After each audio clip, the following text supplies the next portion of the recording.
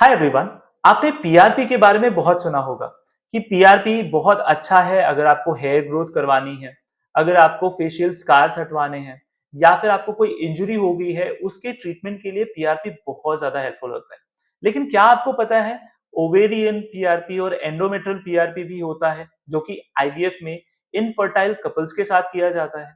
अगर आपको नहीं पता तो मैं आज आपके साथ अपने लैब के एक्सपीरियंसेस आपके साथ शेयर करने वाला हूँ।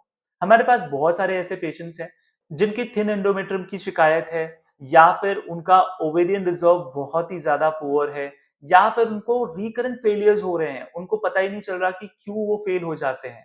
और उन सबको ट्रीट करने के लिए कई बार हम अलग अलग कंडीशंस में हम उसको पीआरपी के थ्रू ट्रीट करने की कोशिश करते हैं। और आपको जान के ये खुशी होगी कि उसके रिजल्ट काफी ज्यादा अच्छे हैं। जैसे रामायण में लक्ष्मण जी को चोट लग जाती है और हनुमान जी उनके लिए संजीवनी बूटी लाते हैं, वैसे ही इनफर्टाइल कपल्स के लिए पीआरपी एक संजीवनी बूटी की तरह है। और हम इसे स्टेप बाय स्टेप्स मैनर्स में देखने वाले हैं। हम पहले देखेंगे कि पीआरपी होता क्या है, उसके बाद हम देखेंगे कि क्या इंडिकेशंस है, कौन से पेशेंट में करना चाहिए। उसके बाद हम देखेंगे कि इसका प्रोसीजर कैसे होता है, क्या आपको प्रॉब्लम्स हो सकती हैं, क्या क्या आपको करना पड़ सकता है उसके लिए।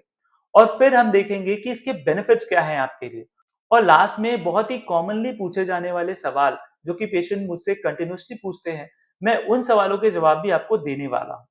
वीडियो स्टार्ट करने से पहले मैं एक रिक्वेस्ट करूंगा आपसे कि अगर आपको ये वीडियो अच्छा लगता है, आपको ये हेल्प करता है किसी भी तरीके से, तो वीडियो को शेयर जरूर करें और हमारे चैनल को सब्सक्राइब जरूर करें। तो चलिए स्टार्ट करते हैं। तो पहले हम देख लेते हैं पीआरपी होता क्या है। पीआरपी प्लेटलेट रिच प्लाज्मा होता है जो कि आपके खून में होता है। हम एक नीडल के सहारे से आपका 8 से 10 एमएल तक खून लेते हैं और उस खून को सेंट्रीफ्यूज करते हैं और उसमें से प्लेटलेट को सेपरेट करते हैं। ये प्लेटलेट्स काफी रिच होते हैं ग्रोथ फैक्टर्स में, मतलब आपको कोई भी इंजरी हो जाए, कोई भी चीज आपकी बॉडी में खराब है, तो उसे ठीक करने के ग्रोथ फैक्टर्स आते हैं। नाम से ही पता चलता है ग्रो करना। तो आईवीएफ में भी ये आपके डैमेज टिश्यू को या खराब या ओल्ड टिश्यूज को ग्रो करना शुरू करता है। इंडिकेशंस की बात करें कि क्या आप में लक्षण होते हैं जिसकी वजह से आपको ओवेरियन पीआरपी या एंडोमेट्रियल पीआरपी या किसी भी टाइप का पीआरपी आईवीएफ में करवाना चाहिए। तो फर्स्ट पॉइंट आता है डिमिनिश्ड ओवेरियन रिजर्व, मतलब कि आपके ओवरी चाहे किसी भी रीजन से अगर उनमें अंडे ना बन रहे हो, एग्स खत्म हो चुके हों या खत्म होने वाले हों, तो उस केस में ओवेरियन पीआरपी करना चाहिए। सेकंड पॉइंट आता है पुअर ओवेरियन रिजर्व, मतलब कि आपकी ओवरीज में एग तो है, मतलब हम जैसे आपको एक ब्लड टेस्ट बोलते हैं, आप एएमएच करा लीजिए। एएमएच मतलब एंटी मुलेरियन हार्मोन। इस हार्मोन से पता चलता है आपके एग्स कितने हैं। लेकिन जब आपको पता चलता है कि आपके एएमएच वैल्यू अच्छी नहीं है, लेट अस से ये 0.5 0.3 0.1 ऐसे कुछ है, या फिर आपकी ओवेरियन रिजर्व बहुत ज्यादा है, पीसीओ कंडीशन है, आपको लेट्स से 8 9 10 है, तो ये वैल्यूज बहुत ज्यादा है। इस केस में होता क्या है, आपके जो ओवरी में एग्स है उसकी क्वालिटी बहुत खराब होती है। तो इसको इंप्रूव करने के लिए भी आप ओवेरियन पीआरपी कर सकते हैं। थर्ड पॉइंट आता है प्रीवियस अनसक्सेसफुल आईवीएफ साइकिल्स, मतलब आपने कई बार आईवीएफ कराया है लेकिन बार बार वो फेल हो जाता है। हो सकता है आपकी ओवरी जो कि अच्छी ना हो या फिर आपके यूट्रस जो कि अच्छे ना हो, जिसकी वजह से या तो आपके एग अच्छे नहीं बन रहे, और अगर एग अच्छे बन रहे हैं, बच्चे अच्छे बन जा रहे हैं, तो आपको जब बेबी ट्रांसफर करते हैं तो बेबी नहीं बैठता क्योंकि यूट्रस खराब है। तो ये सारे फैक्टर्स कुछ ना कुछ करके आपको नेगेटिव रिजल्ट देते हैं। इस केस में आपको एंडोमेट्रियल पीआरपी करवाना चाहिए। फोर्थ पॉइंट आता है मेनोपॉज और प्री मेनोपॉज। मेनोपॉज मतलब आपके मेंसेस जब बंद हो जाते हैं, और प्री मेनोपॉज मतलब मेंसेस बंद होने से जस्ट पहले वाला एक टाइम। इस टाइम पे होता ये है कि आपके ओवरीज, आपके एंडोमेट्रियम, ये सारा जो रिप्रोडक्टिव सिस्टम है आपका, ये बहुत ही वीक हो चुका होता है। इनकी क्षमता नहीं होती है कि ये आपको गुड क्वालिटी के एग्स दे सके, या फिर आपके बेबी बन रहे हैं तो वो इम्प्लांट हो और वो सक्सेसफुल प्रेगनेंसी में कन्वर्ट हो। इसीलिए अगर आपका मेनोपॉज आने वाला है लेकिन आप चाहते हैं कि आप प्रेग्नेंट हो जाएं, तो आप एक दो बार एंडोमेट्रियल पीआरपी या ओवेरियन पीआरपी जरूर करवाएं। फिफ्थ पॉइंट है एज रिलेटेड इनफर्टिलिटी। कई लोग हैं जिनकी एज हो जाती है जिसकी वजह से वो इनफर्टाइल हो जाते हैं, तो इस केस में भी आपको ओवेरियन पीआरपी या फिर एंडोमेट्रियल पीआरपी करवा लेना चाहिए। सिक्स पॉइंट है प्रीमेच्योर ओवेरियन फेलियर। यानी कि आपकी ओवरीज समय से पहले यानी कि 40 साल की उम्र होने से पहले ही आप एग बनाना बंद कर देते हैं या फिर उसकी क्वालिटी जो होती है एग की वो बहुत ही खराब होती है।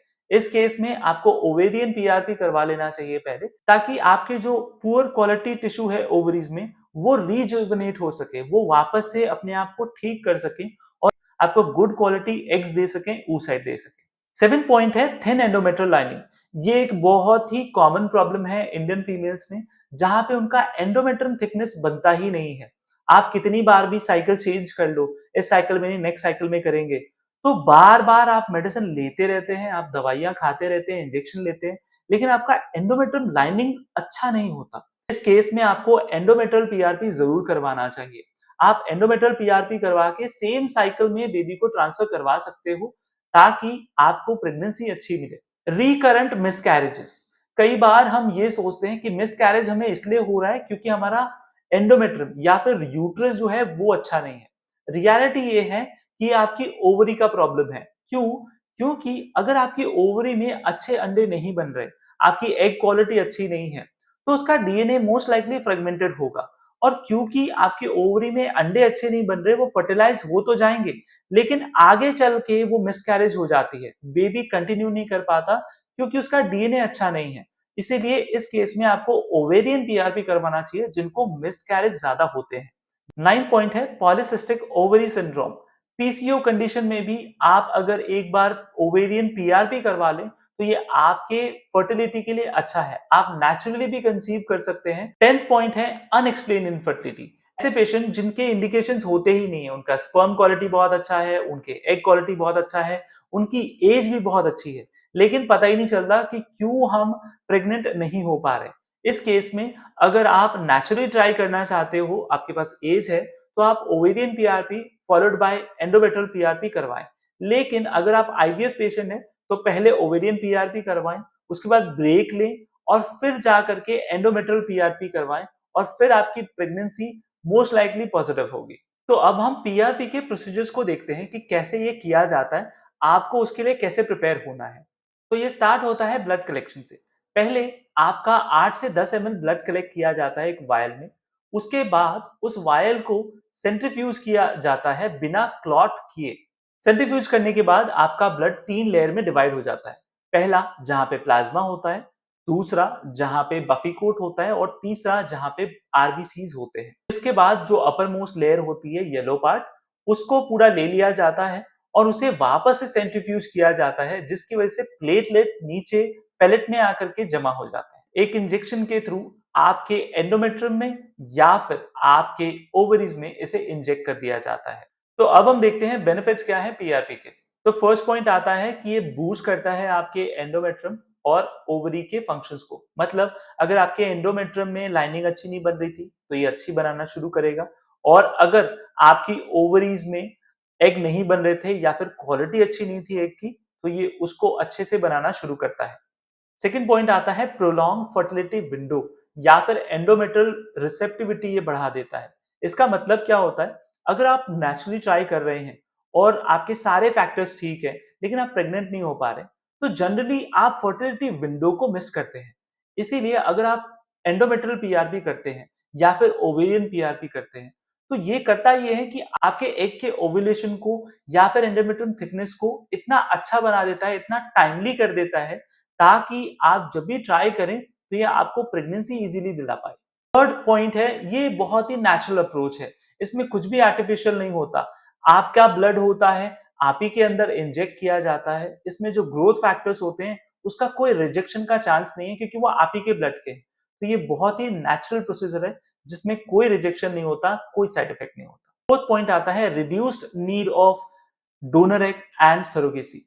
मतलब कि अगर आपकी एग क्वालिटी अच्छी नहीं है, एग की क्वांटिटी अच्छी नहीं है, लेकिन आप सोच रहे हैं कि नहीं, मैं डोनर के साथ नहीं जाना चाहती, मैं अपने ही एग के साथ अपनी बेबी को चाहती हूँ, तो उस केस में आप ओविडियन पीआरपी करवा सकते हैं। लेकिन अगर आपको लग रहा है कि मेरा एंडोमेट्रियम अच्छा नहीं बनता और मैं और क्या करूं जिसकी वजह से मेरा बेबी मेरे ही पेट में जन्म ले, सरोगेसी ना करवानी पड़े क्योंकि मेरा एंडोमेट्रियम नहीं बन रहा, तो आप एंडोमेट्रियल पीआरपी करवाना बेस्ट होगा। फिफ्थ पॉइंट आता है कि पीआरपी से आईयूआई करवाओ, आईवीएफ करवाओ या इक्सी करवाओ, ये तीनों में ही आपको अच्छे रिजल्ट देने की क्षमता रखता है। इसके अलावा अगर आप नेचुरली भी ट्राई कर रहे हो, तो भी पीआरपी आपको हेल्प करता है अच्छे से कंसीव करने में। नेक्स्ट पॉइंट आता है क्विक रिकवरी। मतलब आपको अगर ओवेरियन पीआरपी किया जाए तो शायद आपको 2 से 3 घंटा ही रुकना पड़े, उससे ज्यादा नहीं। और एंडोमेट्रियल पीआरपी में आप 1 घंटा रुकना भी काफी होगा। नेक्स्ट पॉइंट आता है कॉस्ट इफेक्टिव। पीआरपी क्योंकि एक छोटा सा प्रोसीजर है, आप ही का ब्लड यूज करके आपके अंदर डाला जाता है, ये काफी सस्ता होता है as compare to IVF, ICSI in procedures. और लास्ट पॉइंट आता है holistic improvement in reproductive health.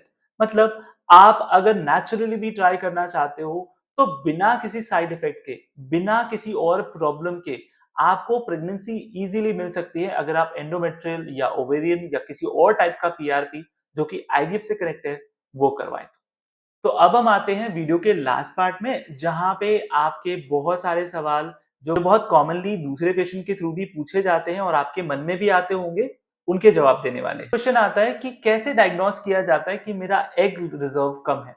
तो मैंने वीडियो में आपको बताया कि एएमएच टेस्ट होता है, ब्लड टेस्ट होता है, ये एंटी मलेरियन हार्मोन, जो आपको बताता है कि आपका एग रिजर्व कैसा है। नेक्स्ट पॉइंट आता है कि are my eggs better than donor eggs.